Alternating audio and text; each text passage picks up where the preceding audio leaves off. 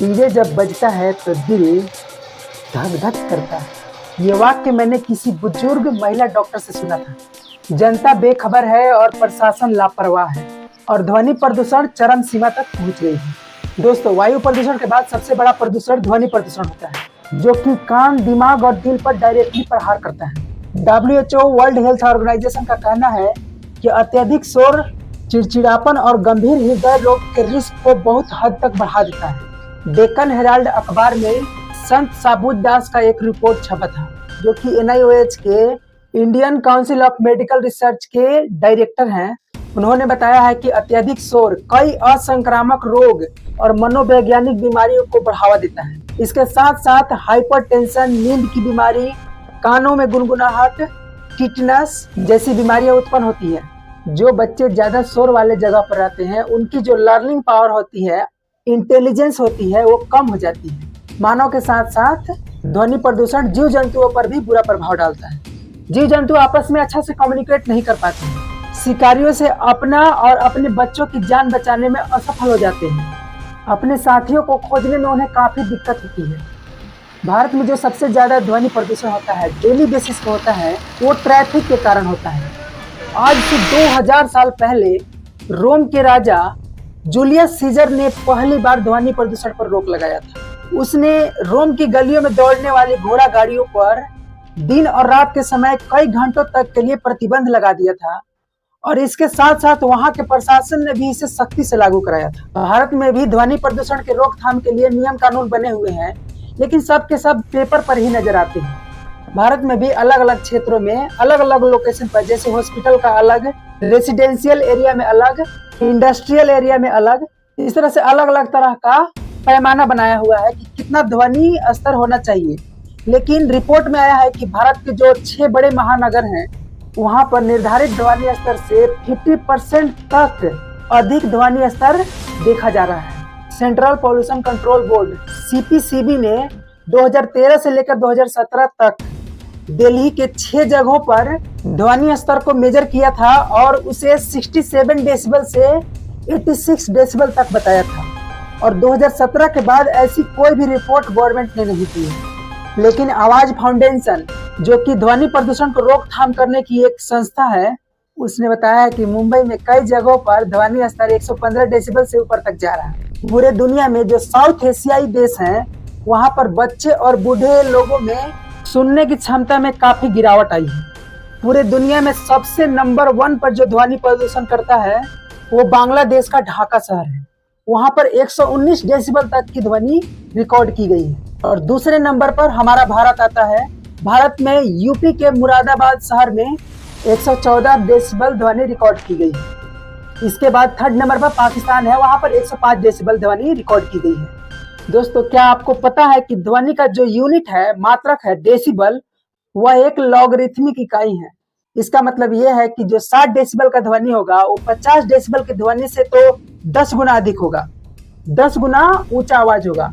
लेकिन 40 डेसिबल की ध्वनि के अपेक्षा कंपेयर किया जाए तो 60 डेसिबल की ध्वनि 20 गुना नहीं, बल्कि 100 गुना अधिक लाउडर होगा, ऊंचा आवाज होगा। इसी तरह से कोई व्यक्ति अगर 30 डेसिबल की ध्वनि को 60 डेसिबल तक बढ़ा दे, तो वो एकाएक 1000 गुना ज्यादा लाउडर हो जाएगा, ऊंचा आवाज हो जाएगा।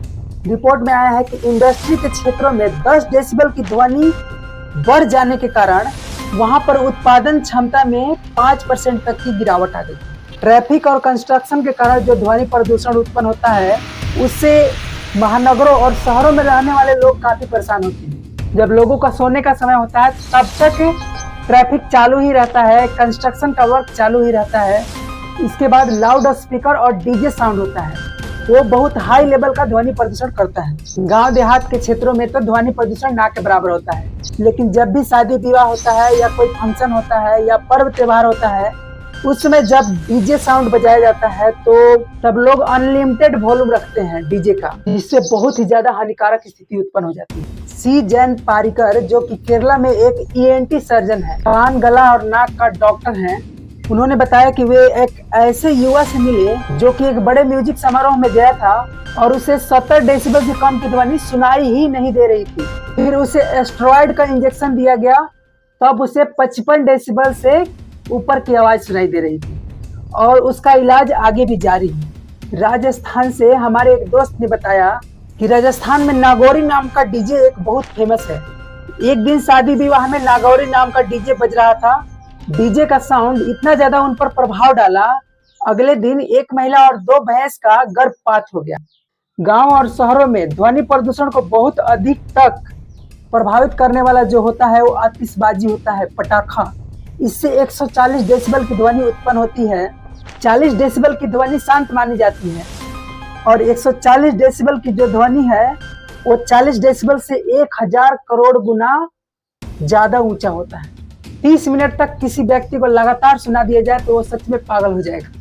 ध्वनि प्रदूषण इतना खतरनाक है, फिर भी लोगों में ना तो जागरूक है, न ही प्रशासन इसको लागू कराने के लिए तत्पर है। भारत में ध्वनि प्रदूषण की रोकथाम के लिए सबसे आगे आने वाले पहले व्यक्ति सुमैरा अब्दुल्लाई हैं, जो कि आवाज फाउंडेशन के संस्थापक भी हैं। उनका कहना है कि कंस्ट्रक्शन और ट्रैफिक दोनों साउंड पोल्यूशन के सबसे बड़े कारक हैं, लेकिन ये दोनों देश के विकास के लिए जरूरी हैं। लेकिन देश का विकास इस तरह से होना चाहिए कि वो मानवीय हो। अमानवीय ढंग से देश का विकास नहीं होना चाहिए। अलग अलग फेस्टिवल जैसे गणपति पूजा, दुर्गा पूजा और अन्य रैलियों में जो डीजे का अनलिमिटेड वॉल्यूम में बजाया जाता है उस पर भी कंट्रोल रखना चाहिए। एनसीआरबी के रिपोर्ट 2022 के अनुसार नॉइस पॉल्यूशन एक्ट के अकॉर्डिंग कुल 7378 केस दायर किए गए हैं, लेकिन इनमें से अधिकांश 99% केस राजस्थान के लोगों ने दायर किए हैं। बाकी राज्य के लोग कहाँ थे? जानते हैं ऐसा क्यों हुआ? क्योंकि राजस्थान में नॉइस पोल्यूशन को, ध्वनि प्रदूषण को वहां के सरकार ने संज्ञेय अपराध मान लिया है, लेकिन अधिकांश 99% केस समाप्त हो गए, क्योंकि इसके लिए दोषी सिद्ध होने पर मात्र 250 रुपये का फाइन रखा गया और दोबारा गलती करने पर 1 महीना तक की सजा और 250 रुपये फाइन रखा गया। चूंकि दंड काफी कम है, इसलिए पुलिस और कानून का डर लोगों में काफी कम है। इसके साथ साथ कई राज्यों में इसके खिलाफ अच्छी तरीके से कानून नहीं बनाया गया है और जांच में तो ये भी पता चला है कि कई पुलिस स्टेशन में ध्वनि स्तर को, शोर स्तर को मापने का पैमाना ही प्रोवाइड नहीं कराया गया। सारे के सारे नियम कानून पेपर तक ही सीमित है। मैं आपको बता दूं कि रोड पर अननेसेसरी, बिना आवश्यक हॉर्न बजाना भी एक अपराध है और इसके तहत गाड़ी का रजिस्ट्रेशन रद्द किया जा सकता है। दोस्तों, रितेश विजय जो कि NEERI के सीनियर वैज्ञानिक हैं, उन्होंने इस समस्या का टेक्निकल सॉल्यूशन बताया है, लेकिन उन्होंने कहा कि इसके लिए एक सख्त पॉलिसी बनाने की जरूरत है। उन्होंने बताया कि सभी गाड़ियों की जो हॉर्न की सीमा है, रेंज है, वो अभी वर्तमान में 112 डेसिबल है, उसे घटा करके 100 डेसिबल तक कर देना चाहिए। इसके लिए सरकार को ऑटोमोबाइल्स कंपनी, जो गाड़ी बनाते हैं कंपनी, उनको सख्त निर्देश देना पड़ेगा। उनके टीम ने नॉइस ऑब्जर्विंग एकॉस्टिक पैनल का आविष्कार किए हैं, जिसे रोड के किनारे, फुटपाथ पर और दीवारों पर चिपकाया जा सकता है, जिससे बहुत हद तक साउंड पोल्यूशन से राहत मिलेगी। इंडियन रेलवे में कई सारे इंजनों में हॉर्न का कंडीशन खराब है। जब लोको पायलट हॉर्न बजाते हैं तो उन्हें काफी एंजाइटी महसूस होती है, उनके कानों तक बहुत ज्यादा ध्वनि जाती है। गवर्नमेंट को चाहिए कि सभी इंजन में हॉर्न का जो एकॉस्टिक सिस्टम है उसको मेंटेन करे, उसे अच्छा बनाए। दोस्तों, जरूरत है कि वायु प्रदूषण के बाद दूसरी सबसे बड़ी प्रदूषण ध्वनि प्रदूषण के बारे में लोगों को जागरूक किया जाए और सरकार को भी चाहिए कि इसके तहत जो भी नियम कानून बनाए गए हैं उसे सख्ती से पालन कराया जाए और कानून को और मजबूत किया जाए और सख्त बनाया जाए। धन्यवाद।